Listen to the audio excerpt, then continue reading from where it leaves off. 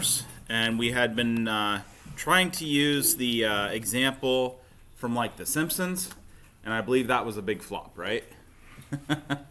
Because many people did not ever see The Simpsons somehow, which I'm not exactly sure how that happens, but... Well, it is fairly old by this point. I mean, it's a classic, but how many people have seen the original Tom and Jerry cartoon either? Like the actual original one back when it was first made. How many people have seen that? Fair number. It's on YouTube. But, So you, here, it'll come up again when I get to a question, okay? And we can rehab you join during that time. Okay? So we're at Geiger counter right now. Let me write up this down. Oh, the slideshow? This is the chapter 5. There's like 2, no, there's like 3 of them and then So there's 2 chapter 5s, and one of the chapter 5s is for your guys' section, and that has the Slido link in it. They're the same slideshow. Oh. There's no difference, except for the quiz part. Yeah. So, My mom actually wouldn't let me watch The Simpsons when I was a kid. She says it was like inappropriate somehow. yeah. When I was a kid, yes, because it showed family dysfunction. But Yeah. Well, how Yeah. old were you when you wanted to watch it? anyways, let's get Geiger counter, okay? So Geiger counter, this is going to detect beta and gamma radiation. It will not be able to detect alpha radiation typically.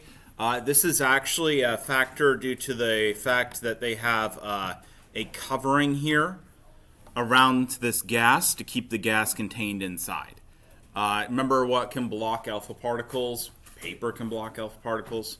So if you have a glass covering on something, it's gonna block alpha particles. Okay.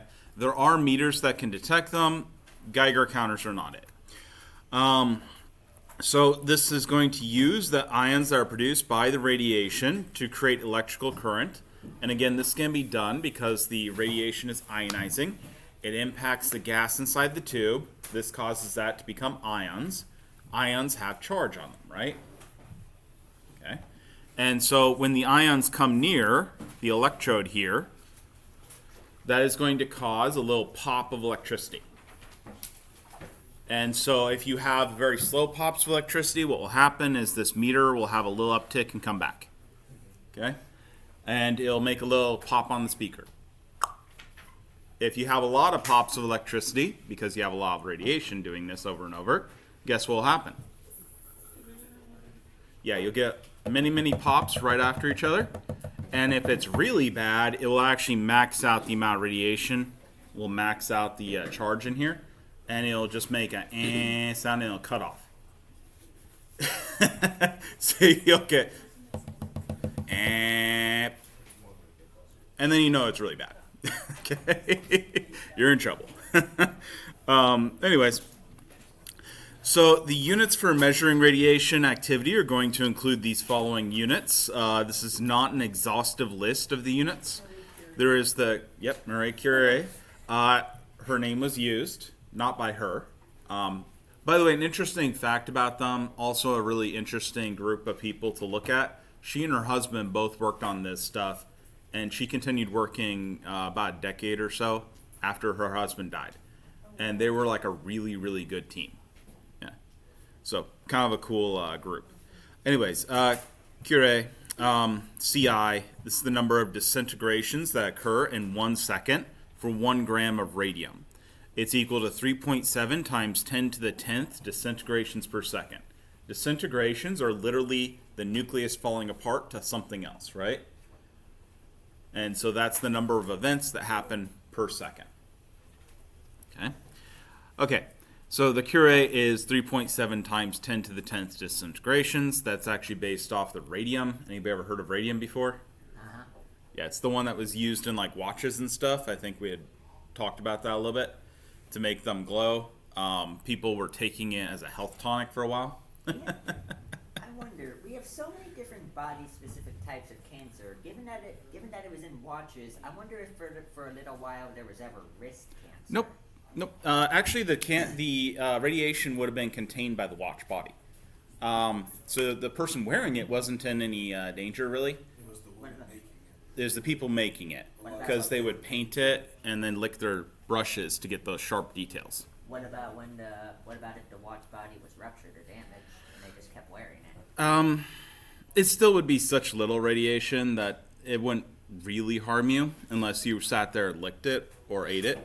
And now, honestly speaking, the disposal of those watches probably did cause a local spike in radiation if they're used often enough. Like the battlefields of World War One probably did have more radiation, you'd think. Though nothing compared to modern day armies where we're literally shooting uranium bullets at each other. It is depleted uranium, which is the less radioactive form, but still, we're literally shooting little pellets of uranium at each other at our vehicles. Is that even how, in comparison to how much it costs to make those and the damage they actually do, are they even cost effective? No, not at all. Then what's the point of it? Because we're the United States of America and we have way too much money to burn. I can accept that. The next one is the Becquerel. This is the BQ. That's the SI unit for radiation activity, which is 1 disintegration per second. And so this is actually a disintegration per second.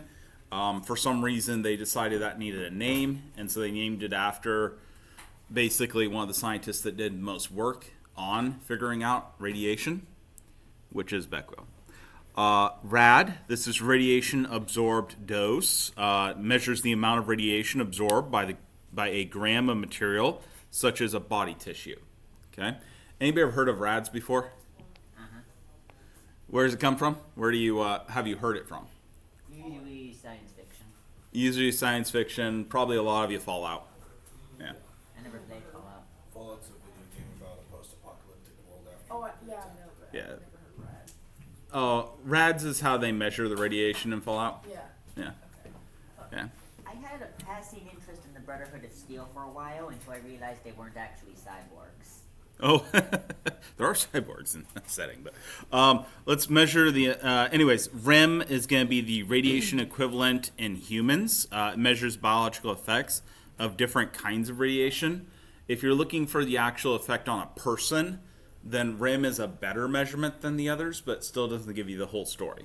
Okay, there are different parts of the body that will be differently affected. We had talked a bit about like the bone marrow versus it getting in fat. Very different case. Okay. Okay, so this is REM is going to be alpha particles, which do not penetrate the skin. However, if they enter the body, they can have extensive damage, which may occur in tissues. And so externally, getting alpha particles shot at you, not very big deal. Okay. Really not much of an issue. You'd have to have a tremendous amount being shot at you for you to really care. Internally, if you happen to eat or breathe a radioactive element that's emitting alpha particles, they cause massive damage. Okay? And so that's why when you see people go out into like a nuclear waste site or they go out in somewhere where they're expecting all radiation, you always see them wear some sort of breathing apparatus, mask, and goggles. And then you see them usually put on like a thin vinyl suit, right? That vinyl suit's literally its purpose just make sure stuff isn't getting into your body. It doesn't actually protect you from the majority of the radiations. Even beta, it may or may not protect you depending on thickness. Likely it won't. Okay? What they're really, really concerned about is breathing in the radioactive material. Okay? Yeah. So the high energy radiation can cause more damage than the alpha particles and includes beta particles, high energy protons. We don't have a specific name we've talked about. Those are just high energy protons. Okay, and neutrons can also travel in tissue. Again, that's high energy neutrons getting shot at tremendous speed. Okay, those can penetrate much further into your body, and so externally they can cause a lot more damage because they have the penetration, right? Gamma rays, which are damaging because they travel a long way through the body tissue, are actually not that damaging in and of themselves. They actually have a fairly low chance of harming you because they're just so small, they're neutral, they shoot so fast through. So they have a very low chance of actually hitting anything. But remember that they do pass all the way through your body. And so they get to interact with maybe millions of cells, maybe even billions of cells, right? Before they get out the other side. Okay. Thank you for grabbing that so fast. Can you go back to gamma rays real quick? What's that? Just haven't got it all yet. Okay. Okay. All right. So, man, go on. And if you are missing anything, what I do is put like a little box, and you can fill it in if you're just copying slideshow. So a beta ray can penetrate the skin, correct? And it can enter the body. A little bit. Okay. Yeah, it penetrates through the skin.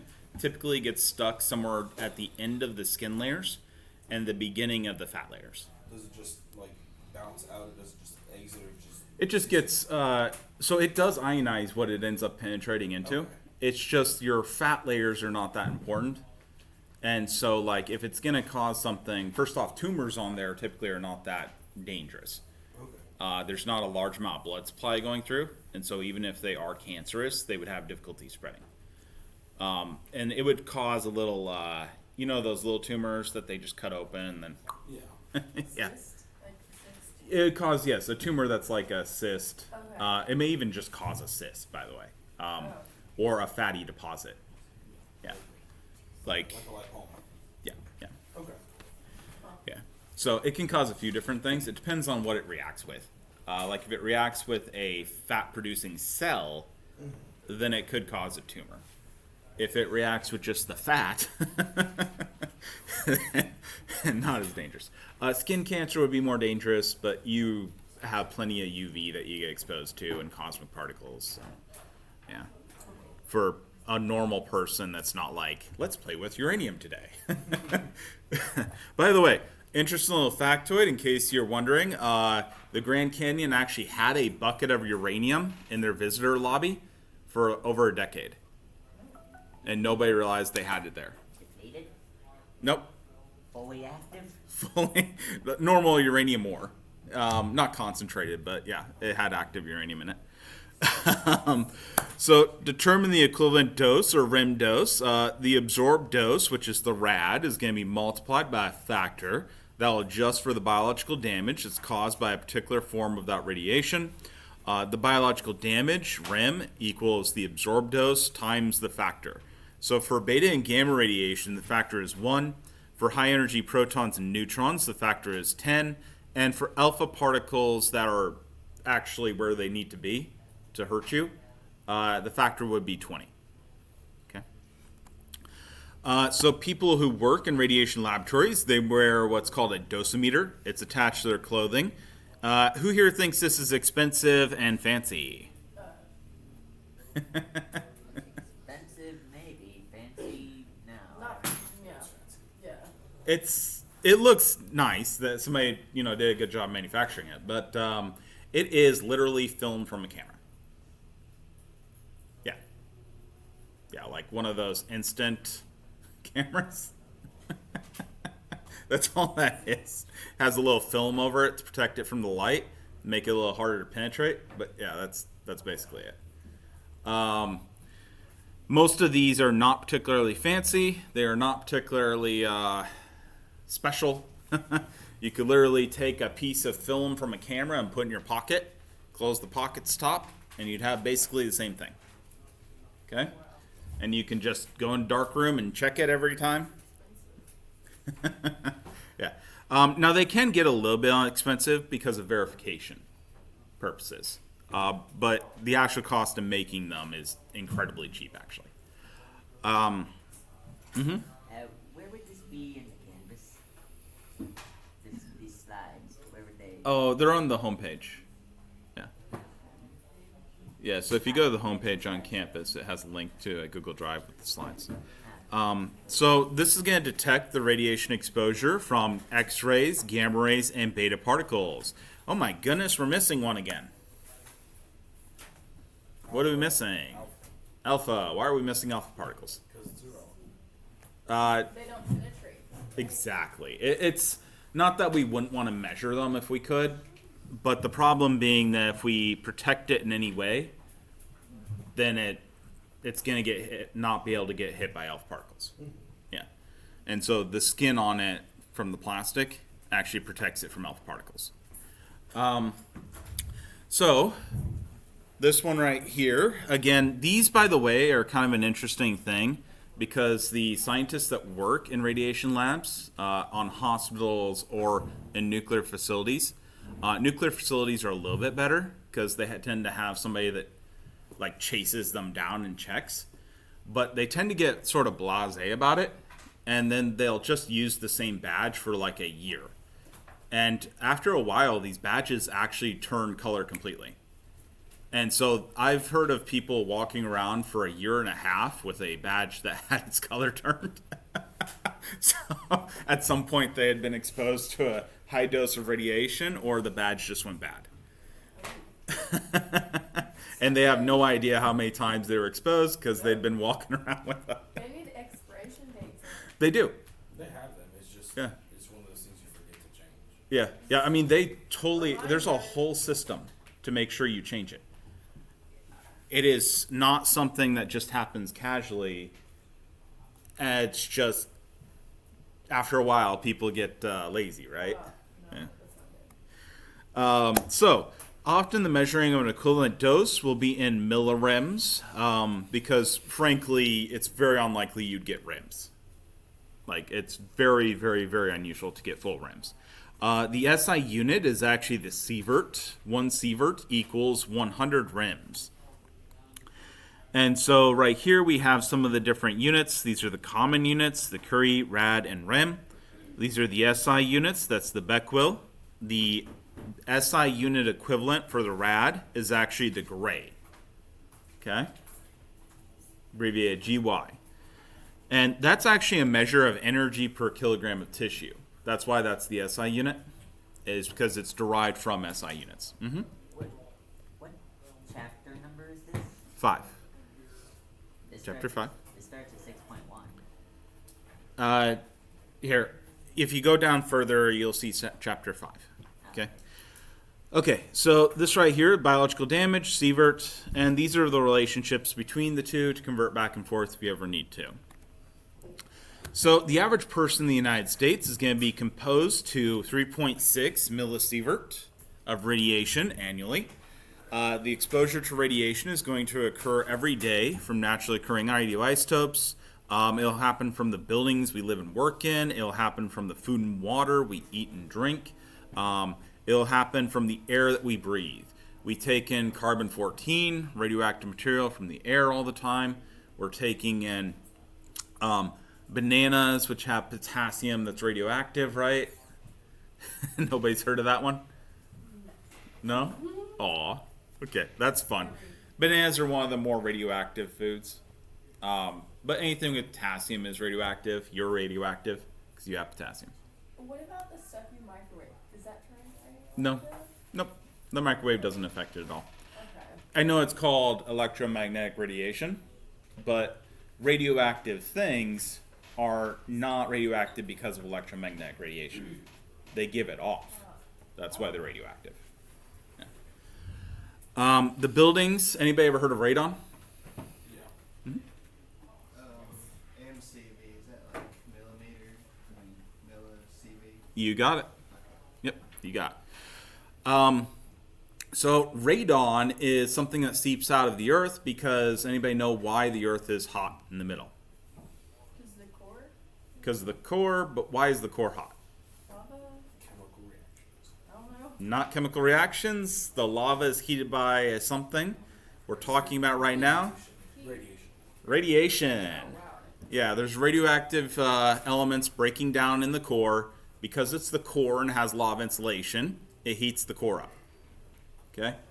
And so those breaking down produce radon. That radon seeps out of the core up into the surface of the planet where it disperses. And that radon is seeping out of the ground of the majority of the United States. Does anybody know if we're a radon state? For a state that has radon seeping out of the ground? We are. We are, yeah, yeah. if you have a basement and it hasn't had a radon test and have proper ventilation put in for that, you are breathing in radon. It is radioactive. It will go in your lungs. It will give you lung cancer. Okay? Assuming you're susceptible to lung cancer. But Oh no. yeah. Yeah. Most states actually require you to do a radon test when you go to sell a house. Tennessee does not. Yeah. So how can we tell if we like had it tested? I would just get a test and do it. They're like $10. Oh, okay. And what if you do have that? Then you gotta get ventilation. If the test detects it, you have radon. But what should happen is that they put a ventilation system in the house that expels gas fast enough that the radon can't build up. And so some houses don't have that. That's actually why we have the ventilation vents in the bottom of our house, just to keep that oxidized. My mom has like 100-year-old house, and the basement like it doesn't like have ventilation. Grab a radon test. If you do detect radon, then you contact go on Google and radon specialist, and they'll help you. Okay. It depends. Usually, most of them can be fixed pretty easy by just putting in a fan system, like a bathroom fan system. Oh, well, my mom has like she keeps the windows open sometimes and stuff, and That will help. it like But she opens. grab a radon test and check it out. It's Okay. not expensive. It's easy to do. Okay. Okay. So again, these are some sources of naturally occurring potassium-40 and potassium-containing foods. This is the radioactive form of potassium. Another thing that we're constantly getting hit by is cosmic radiation from the sun. These are just really, really, really fast-moving neutrons and sometimes protons. And so they hit us, and boom, they hit some of our DNA. It explodes. And congratulations, that cell's either dead or cancerous now. Okay, most likely dead. The medical sources of radiation can include things like x-rays and mammograms. Both are some of the largest amounts of radiation you're going to get in a year. However, in the overall course of a year, it's not that bad. Okay. These are some different sources and the doses that you'd expect to see. Anybody have any questions about those so far? You'll see that they're all like 0.2, 0.3 millisievert amounts. By the way, if you go by a nuclear plant, you actually have a very, very, very, very small dose that you get. You're actually in a lot more danger from radiation going by a coal plant. Yeah, because coal, when you burn it, has radon in it, and it disperses the radon over the area. So nuclear plants are actually quite good about that. This is radon, by the way. Right there. But that varies very, very, very Are those widely. zeros in front of the decimals? Right here? Like, Yeah, it's 0.2, 0.1. That's the correct English way of saying 0.1 and 0.2. Is if you don't lead it with a 0, people can get lost with not having the decimal. So exposure radiation of less than 0.25 sievert usually cannot be detected. No real effects, you're fine. Okay. Whole body exposure of 1 sievert will actually produce a temporary decrease in the number of white cells. It'll have a little bit of an effect on you, but typically within the next 4 hours, you'll be fine. Okay. It'll go away fairly quickly.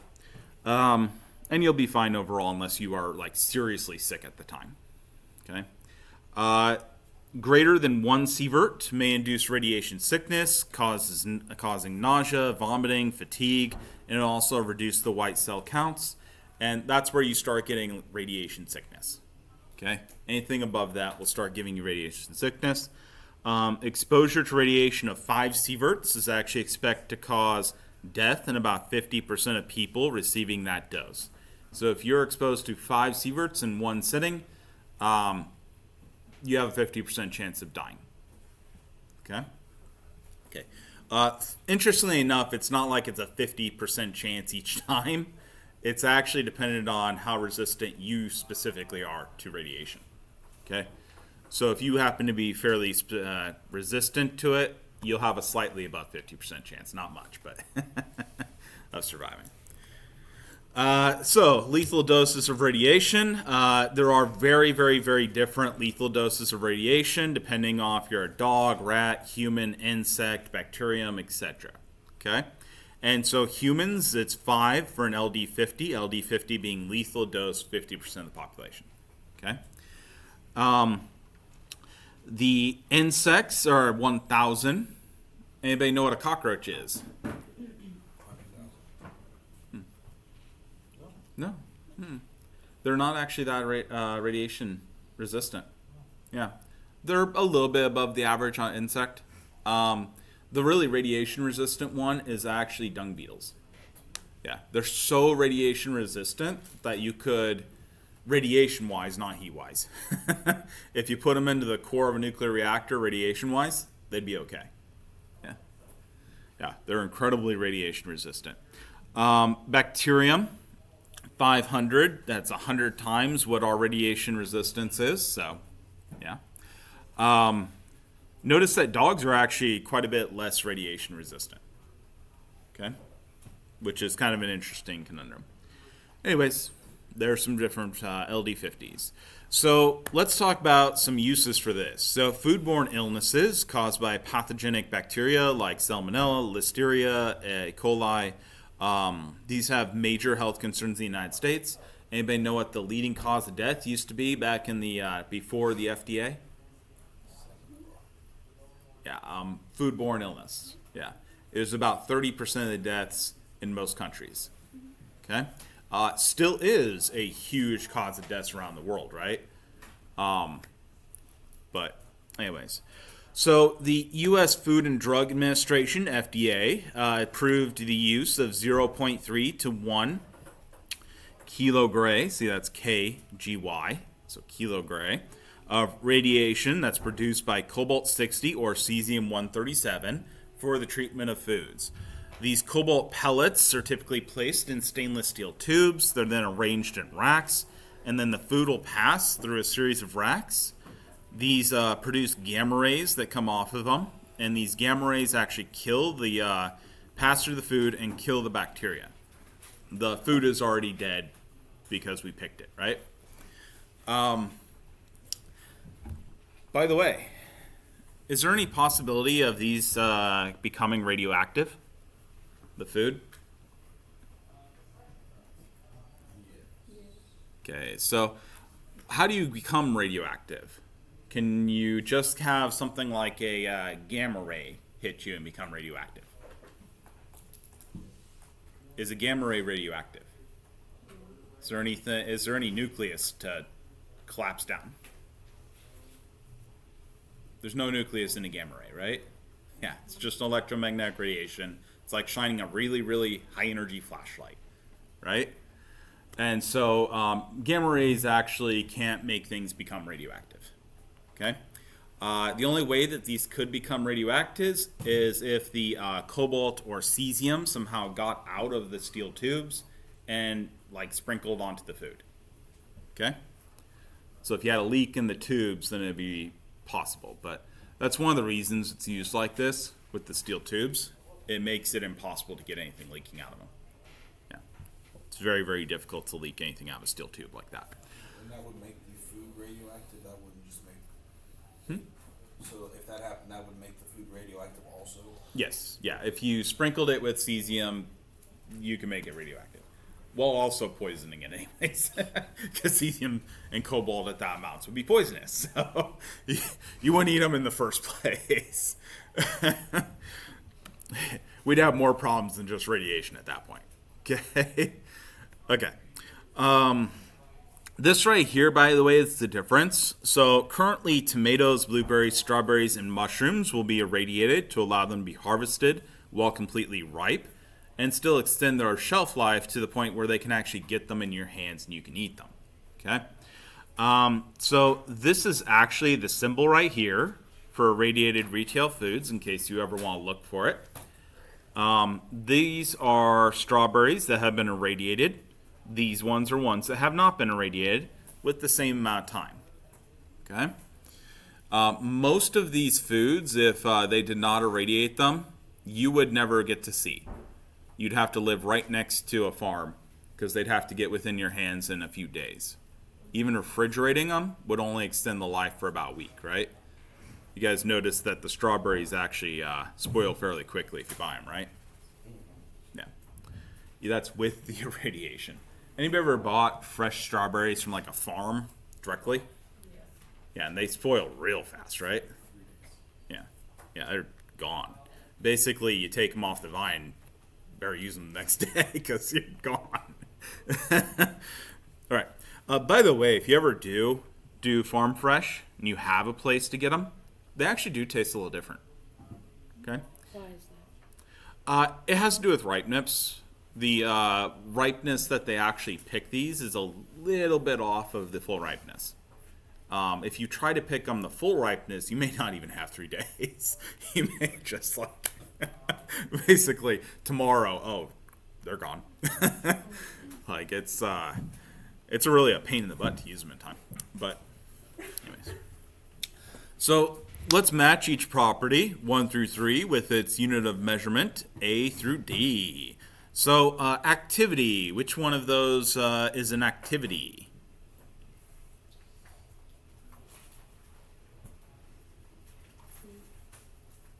Yep, the Becquerel, right?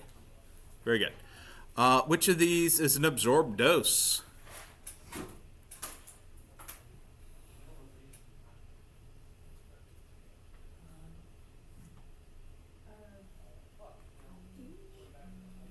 Okay. Absorbed doses? MRAD, yeah, millirad. Biological damage, the actual damage being done to your cells. Yep, RIM would be one, right? SV as well. You got it. Yeah, both of those are damages. Very good. Okay. So let's talk a bit about half-lives. The half-life of a radioisotope. You may have heard of radiological dating or carbon-14 dating. Anybody heard of those? Okay. Okay, cool. So that's for what you do for things like you can carbon-14 date the Dead Sea Scrolls and determine the approximate age of the Dead Sea Scrolls. Okay? What we're going to do in radiological dating is we're going to use how long it takes for a radioactive element to break down to half the mass that would start with. Okay? We do have to extrapolate and figure out what it would start with for mass, but there's some tricks we can use. Okay? Okay, so let's talk about half-life first. This is going to be the radioisotope is the half the time the radiation level activity takes to decrease, i.e. decay, to 1/2 of its original value. Okay? So you will lose half the population in the time of a half-life. Okay? Okay, right here we see an example. We see 131 iodine. And over 1 half-life, it will do what? Half the amount, won't it? Yeah. How about the second half-life? What does it do? Yeah, it halves it again, which is 1/4. Exactly. And so the third half-life, it would half it again. And half of 1/4 is 1/8, right? Yep, you got it. So this is the way you can judge halvings. Now, in case anybody has any experience with like accounting or anything, let me look at my accountant people. Okay. Yes, this is compounding. So if you use the compounding formula, you could use the compounding formula. However, we're going to do it a much more broad way because this class doesn't require the prerequisite math that course would require. Yeah. And so we're going to do it a much more hands-on way. Okay? So, whoopsie. You okay? Okay. Okay. Decay curve. This is going to be a diagram illustrating the decay of a radioactive isotope. Remember, you're going to half your population each half-life, right? Okay.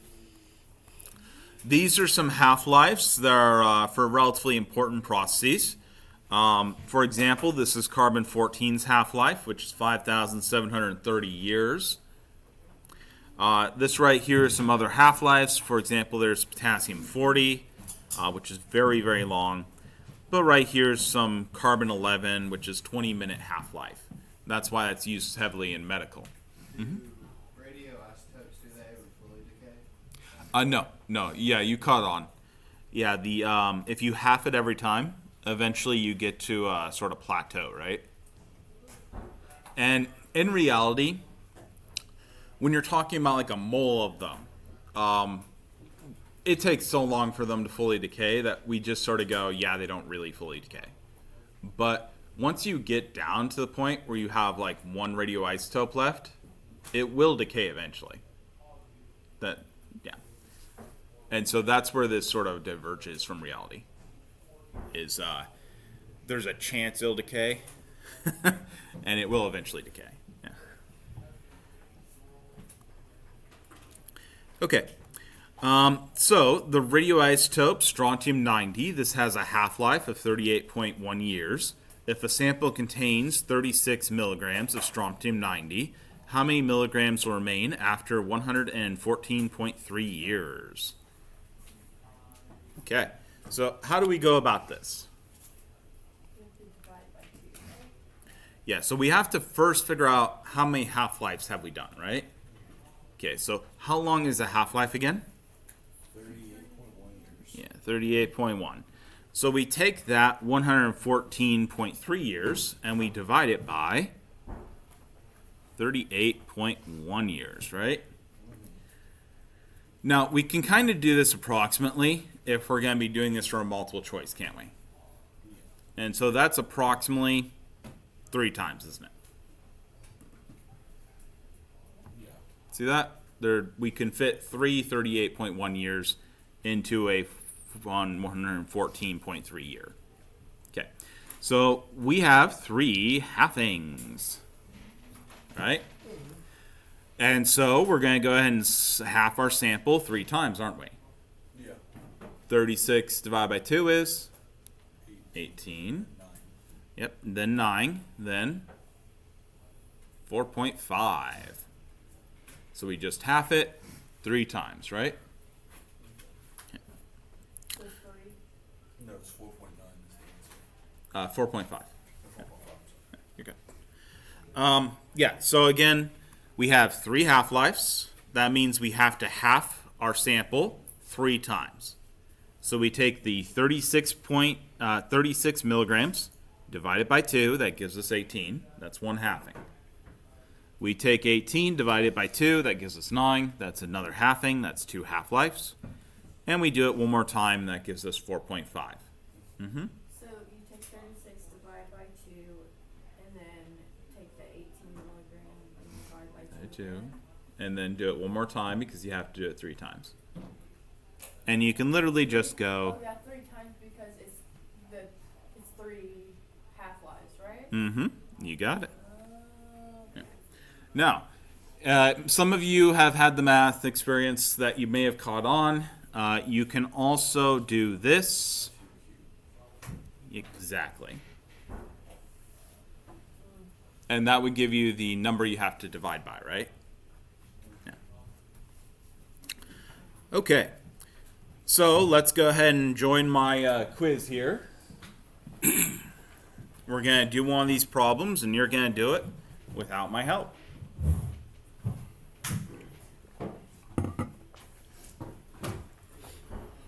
Okay, fantastic.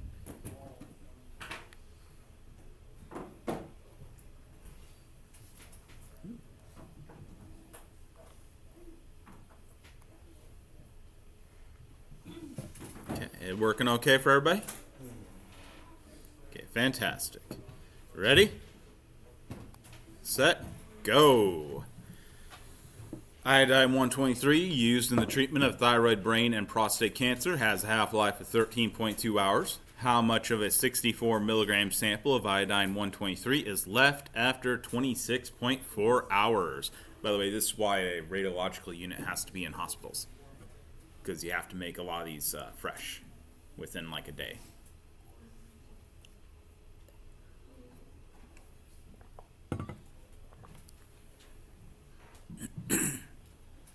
dun dun dun dun dun dun dun dun dun dun dun dun dun.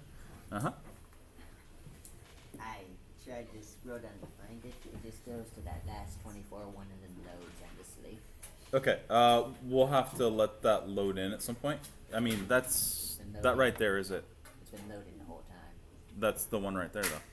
Which one? The 5, the 05 at the end. Oh, it's at the end. Yeah, it was at the last one on your that came up. Anyways, go ahead and answer. Again, you do that on Slido. You don't need to open my slide to do that. So go ahead and get your answer in. And I'll be going forward in like 10 seconds. Nope. Yeah, well, I'm going to tell you the right answer after we. Nope, you will, from now on, for the rest of your life, you will have to wonder. Yes. That first sentence, does that apply to 1 gram of it? What do you mean? Like it says iodine 123 has a half-life of 13.2 hours, but it doesn't say how big a sample if it has that half-life. Yeah, it doesn't matter how many grams you have. Because whatever you start with, you'll have. So if you started with 100 tons of it, you'd end up with 50 tons. If you started with 1 gram, you'd end up with 0.5 grams. If you started with 1 nanogram, you'd end up with half a nanogram. Okay. All right, folks, get your answers in. I'm going to move forward. Okay. All right. So 16 milligram was the popular answer, and there's the correct answer. Yeah. It's actually, so remember, all you got to do is really, really simple problems. The most likely way for you to actually get this wrong is to overcomplicate it. Okay? And it's just you take the half-life right here, right? So we have 13.2 hours. We did 26.4 hours, right? So that means we did 2 half-lives. Everybody okay with that part? And that just means we take the 64, we half it twice. So 64 halved once is 32, halved again is 16. Yeah, and it's always just that simple. Doesn't matter how much you start with. It doesn't matter anything else. It doesn't matter external things. That's actually why, has anybody ever heard of the nuclear clock? Yeah, so there's a, how we set time on the planet right now is actually we look at the disintegrations of a radioactive element. Okay? And it's very consistent. Okay. So this is actually, again, how you would do the problem, just spelled out in excruciating detail. Okay. Anybody gets lost, that'll remind you how. And I totally should do an answer where I just never answer it. For the rest of your life, it'll bother you. Until we look it up. All right. So the radiological dating, this is going to be a technique. It's used by geologists, archaeologists, historians, biologists, a lot of people actually, to age different objects. They can be ancient objects. They can be more recent actually, but it requires a different radiological isotope. Or it can be like the date that the Earth was created, how old the Earth is. Okay. So if you're going to age something that is biological, you will age it using carbon-14. This works very well if it's thousands of years old. Okay? It stops working well around usually 100 or so years. That's sort of the limits we're running into. There are some people that have been on very, very, very expensive, very fancy instruments that can do things within like the last 40 years, but that is so time consuming and difficult. Okay. Somebody may have broken that barrier recently. I haven't looked for a while, but this is because the half-life of carbon-14 is in the 5,000 some years, right? And so we have very little carbon-14 that will have broken down over the course of 100 years, right? So you'd have to be able to tell the difference very accurately. Okay. why does this work? Well, neutrons from cosmic rays are constantly hitting the atmosphere of the Earth. These neutrons actually hit the nitrogen in the atmosphere. What's the majority of the atmosphere? Nitrogen, right? Yeah. And so, when these neutrons hit nitrogen, it has a chance of creating a radioactive carbon-14 that is in the air. Okay? This radioactive carbon-14 typically reacts with things like oxygen in the air and makes CO2. Is there any living creature on the planet that takes CO2 and fixes it into things like sugars and perhaps fibers? Plants. Plants, exactly. And so plants actually take that CO2 carbon-14 out of the atmosphere and they fix it into solid forms, which animals then eat, or animals, humans, use to make things like ropes and stuff, right? Or clothing. Okay? And so the amount of radioactive carbon while something's alive actually stays fairly consistent. There are differences in periods of time. We have to look back through the geological records that we know these things were frozen or these things were fixed over time to double check that. But overall, it's quite consistent. And so we know the starting amount of carbon-14 in any material that was still alive. What happens after you die? Do you continue eating? No. No. And so once you die, your carbon-14 levels, they just drop from there. They never get replenished. Okay? While you're alive, you're continuously replenishing those carbon-14 radioactive isotopes. Okay? Because you're continuously eating, aren't you? It also emits a proton, by the way, but most people don't care. So, now again, these radioactive carbon dioxide fixed by plants. Does anybody know what would happen in the last maybe 150 years that might have caused some problems for this?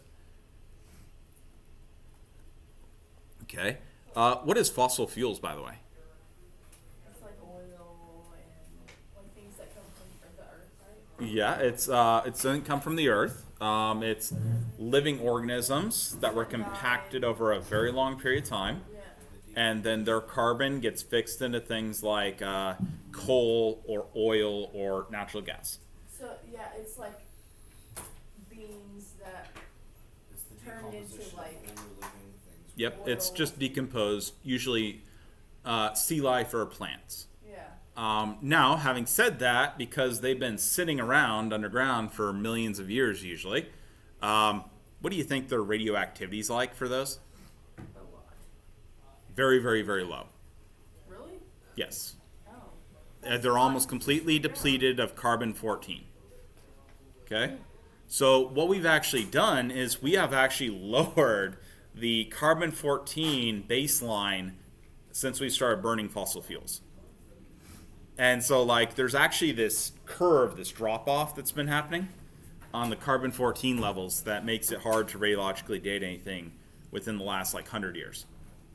It's not being replenished. It's being replenished, but we're adding dead or non-radioactive carbon. Yeah. And so the concentration is not staying approximately the same. The concentration of carbon-14 has been going down. Yeah. Does anybody have any questions so far? Okay. Remember that this is basically going to be a clock for when something dies. Okay?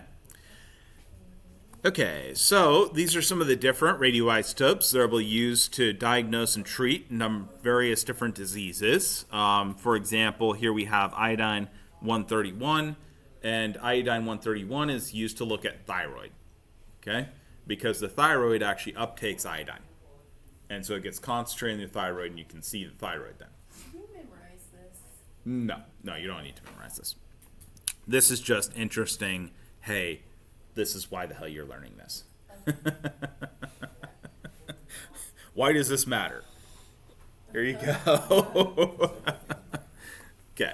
So radioisotopes with short half-lives are going to be used in nuclear medicine because, again, we don't have time to wait 5,000 years or even 100 years. That would be a long long test. We think our medical industry has problems now, huh? The cells in the body do not differentiate between radioactive atoms and non-radioactive atoms. A carbon-14 gets used just like a carbon-12 would. A radioactive iodine gets used just like a normal iodine. Once incorporated into cells, the radioactive atoms are going to be detected because they'll emit radiation, which will emit little pulses of electromagnetic radiation. Okay? And so literally we take something that's very analogous to 3 cameras, we point them at you, and then we see where those bursts of radiation are coming from. Okay? The hot spots, the places where they're concentrated, are places that uptake those elements preferentially. Okay? An interesting side note to this, one of the most lethal elements is actually the strontium-85. And the reason for that is it's a fairly common daughter ion of the various fissions that happen, and it fixes in your bones, which is right next to the bone marrow. And so it has a pretty good chance of giving you leukemia if you get a decent dose in you. Okay? But also, it's very useful for looking at the bones if you just do a low dose. Yeah. Okay. So, these right here are some of the different radioisotopes in medicine, a little summary of this, if you're ever wondering. So, let's go ahead and try another quiz here. Y'all ready? The question is going to be, which of the following radioisotopes are most likely to be used in nuclear medicine? And you'll have a list. Once everybody's ready, I'm going to move on to the list of ones. So, which of those is the most likely? Go ahead and try to answer fairly quickly. Does it make sense for you to wait some fraction of a billion years for your test to finish? 10 to the 9th is a billion. Could it be 2 answers or just 1? It can be 2. Oh. Mhm. Makes more sense. Yeah, sometimes they do more than one. I know, I'm tricky. I was like, Or perhaps even tricksy. Ooh. All right. So, everybody ready? Go ahead and get your answers in. I'm going to be moving on. Just do your best. Okay, don't let decision and paralysis get you. All right, so those were the popular answers. And those are the answers. Okay. Why doesn't it make sense, for example, potassium-40, half-life of 1.3 times 10 to the 9th power? Yeah, by the time you had enough to actually detect anything, we'd all be gone, and perhaps the entire civilizations would be gone. I mean, it's a billion years. The planet might be gone by that time. The half-life of carbon, again, is just too long, isn't it? Yeah. So, scans with radioisotopes. After the patient receives the radioisotope, the scanner is going to slowly move across the body above the region where the organ containing the radioisotope will be located. The radiation technologist is then going to determine the level and location of that radioactivity that was emitted by the radioisotope. The gamma rays emitted from the radioisotope can be used to expose a photographic plate, producing a scan of the organ. Most instruments I've seen don't actually use photographic plates anymore. They use detectors and store on the computer. But photographic plates are still in use, actually, all over the world and in the United States. Okay? Some of these things are not as advanced as you might imagine. Sometimes they take the photographic plate and they literally take a picture of the dang thing with and put it in digitally that way. Sometimes it's just not as. That's why Kodak still exists. Anyways, this right here is scans with a radioisotope. That's actually your thyroid right there. Well, her thyroid, I guess. But yeah. Okay. See that the iodine gets concentrated in this, and so it gets this hot spot in the middle here? Okay. What would happen if, say, you had a tumor, by the way? You'd have a hot spot over here somewhere, or somewhere where it shouldn't be. Okay? And that's because the tumor would also be concentrating the iodine. Or you'd have, if you have a tuner that is not doing that, you'd see a little blip, right? Okay. How about this right here? This is a positron emission tomography. Anybody heard a PET scan? Yes. Okay. And is that the correct way to say that? No. And yet, will anybody know what I'm saying if I don't say that? No. So, we just have to accept we're going to have to say scan. Tomography is a scam. It is. It's so silly. Anyways, so what we're doing here is we're actually going to have a positron emitter with short half-lives. We put these and combine these typically with glucose. There are other options for people that have issues having that amount of glucose, but usually glucose is the best way because glucose is actually uptaken by the brain, and that's the only energy that your brain uses. Okay? And so what happens is the positrons then are going to come off the glucose. It's going to annihilate itself with the electrons in the surrounding, and it'll give off little bursts of gamma rays. Anywhere that happens to be doing a lot of activity is going to be uptaking a lot of glucose, right? Bless you, by the way. Anybody see something weird about this brain over here? Okay, this is a normal brain. Okay. So what happens if your brain isn't working very well in a place? It's not having a lot of activity. It's going to not use glucose, right? Yeah.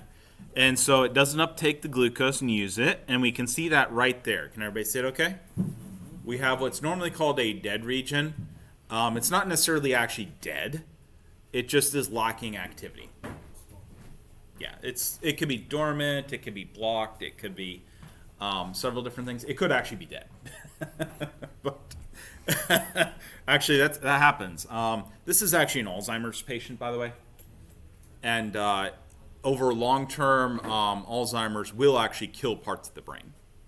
Okay? Short-term, hopefully this person looks like they're pretty early on because they only have a very small part there. That part may just be more dormant, less active. Okay? Hopefully it's not dead, but it may be dead. This can be used to study brain function, metabolism, blood flow, etc. Okay? You can actually label other things to study other pathways, other processes in the body.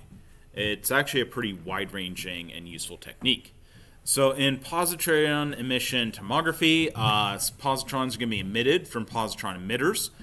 Some of these positron emitters are going to be carbon-11, oxygen-15, nitrogen-13, and fluorine-18. I actually did a PET scan of 4 years ago. And it was funny because I was like, which one are you using? And we started talking. The whole time I was doing the PET scan, the technician's like chatting with me about radioisotopes. Only me, right? Question. Do you know that little formula thing? No. Well, you'll have to be able to read it and understand it. That's the important part. That's just a positron emission, just like we did in the previous part of the chapter. Yeah. You'll get it in homework too. So the positrons are going to combine with electrons. They produce gamma bursts, little rays, bursts of gamma rays. These will be detected by computerized equipment. We'll scan with usually a three-dimensional array, 3 cameras pointing at the different vertices. And this will give you a three-dimensional image of the organ. So let's go ahead and look at computed tomography. Everybody's heard of CT scans, hopefully. Yes. Okay. And is CT scan correct? No. Same damn thing, isn't it? Yeah. Funny enough, your book actually does it correct, which is quite impressive, right? The author of this book is actually pretty good medically. That's their real thing. Yeah. So a computer monitors the absorption of 30,000 X-ray beams directed at successive layers of the target organ. Based on the densities of the tissues and fluids in the organ, the differences in absorption of the X-rays is going to provide a series of images of the organ. Now, notice the bones are kind of weird. You'll have little hot spots and cold spots. Can everybody see that? Okay. That's because once you get to a certain thickness with bones, it actually doesn't absorb it. It scatters it. Okay? Which is why you get these little flares along the sides. See that? Yeah. Because it's actually scattering the X-rays. Okay. So what do we notice about this? Does this look like a brain that doesn't have any problems? No, you can see. Is that a tumor? Yeah, it's a tumor. Yeah, unfortunately. Hopefully the person had a successful surgery and everything is good. Funny enough, it might be my father. Looks about the right size, right place. Anyways, I might be related to this one. Okay. And again, the tumor shows up quite a bit because it's denser. And that's part of why tumors are damaging and problematic, right? Is they don't do the functions they should do. Instead, they just grow. Okay? So this is MRI, magnetic resonance imaging. Note that MRI, you will catch me and basically every other chemist oftentimes start saying NMR. Okay?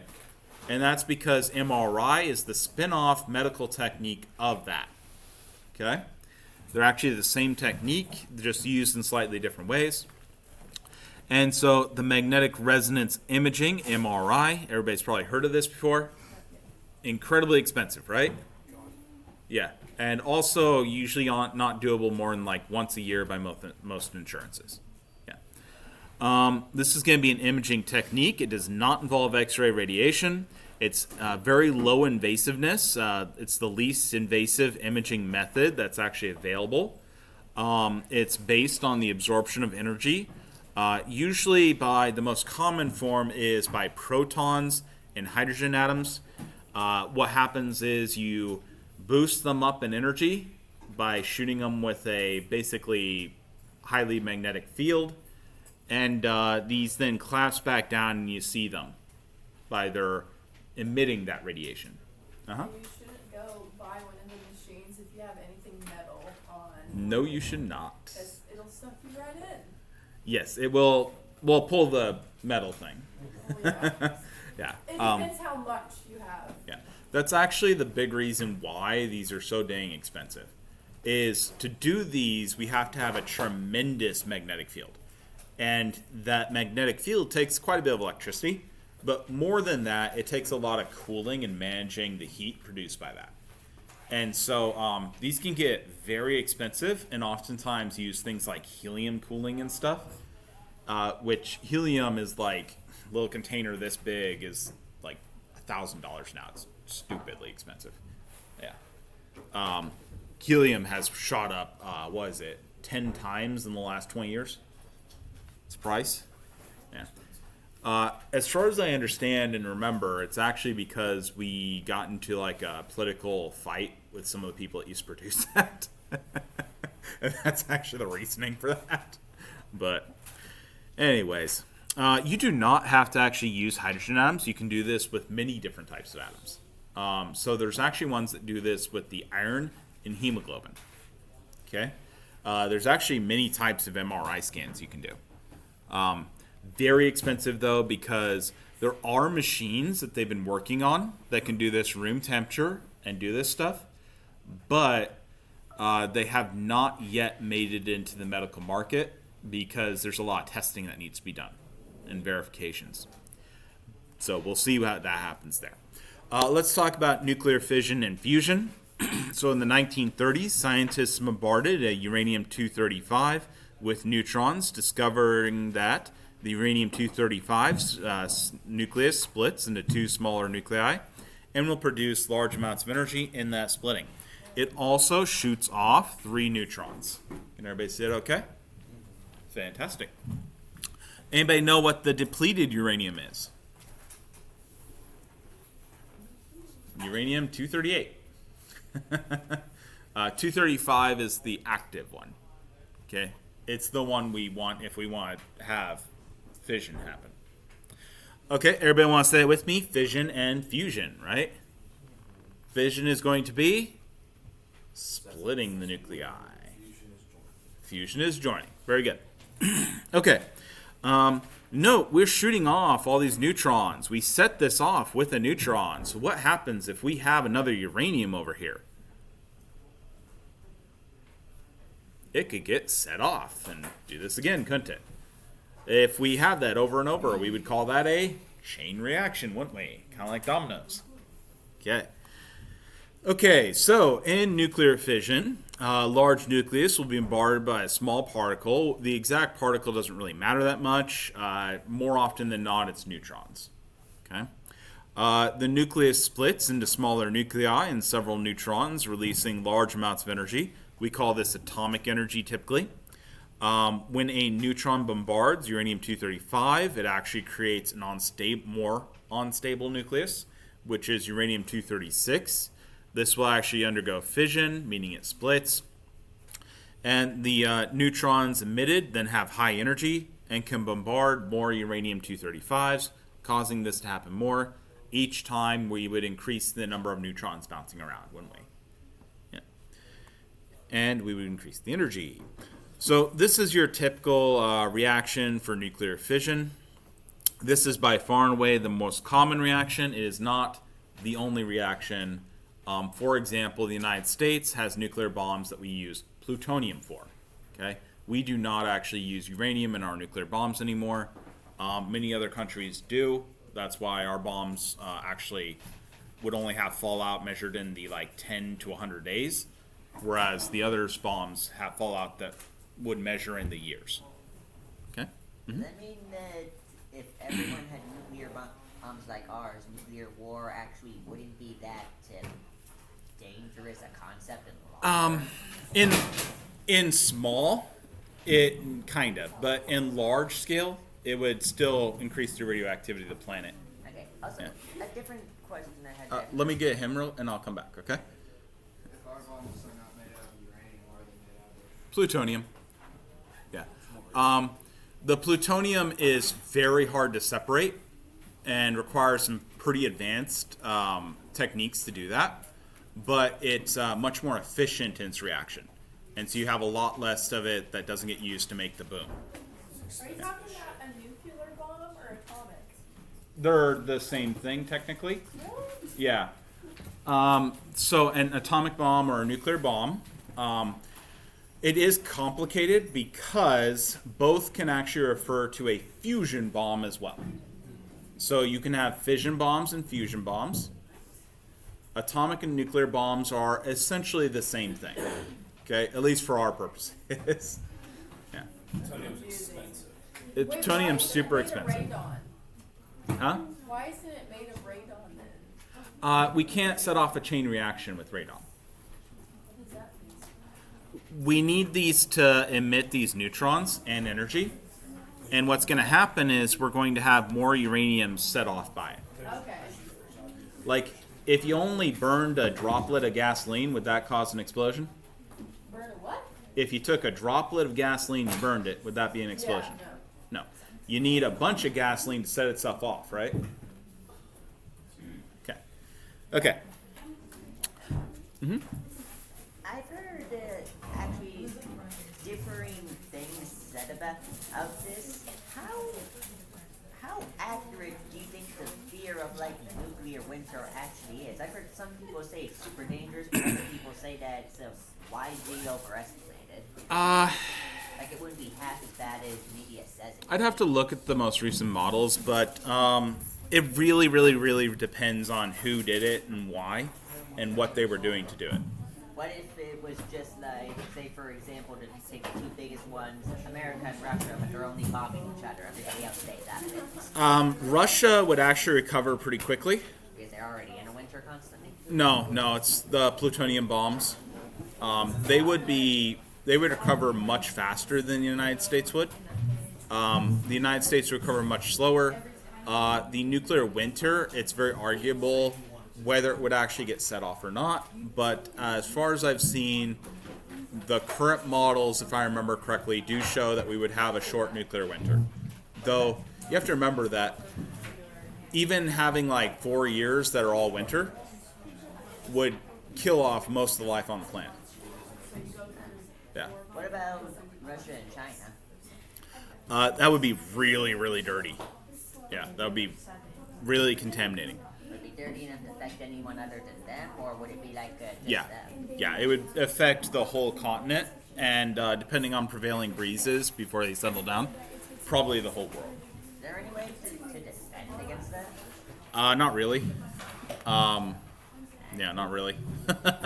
Giant air purifiers, but we wouldn't actually be able to do that. So we're going to stop on E equals mc squared. This is actually how you determine the, when you have a nuclear reaction, the mass actually does change a little. We lose, or we oftentimes lose mass. This is actually where the energy comes from. This is Einstein's equation, E equals mc squared. This is why nuclear bombs or nuclear reactors produce tremendous amounts of energy. When you're looking at a nuclear bomb, typically only like a milligram or less of fuel actually gets used to make the reaction, the boom. Okay? And that's because of this equation. The energy equals the mass times the speed of light, which is a very big number, right? Yeah. Squared. So you're squaring a massive number. Okay? And so it produces tremendous amounts of energy. If you actually had a nuclear bomb that used full gram amounts of fuel, it would just, you wouldn't want to set it off on the dang planet. Okay? It'd be a real problem. Okay. Okay, we'll go ahead and stop here. You all have a great day, week. Antonio, Back to the Future 2. Yep, that's true. It's a lot more radioactive, but it's easier to control. Yeah.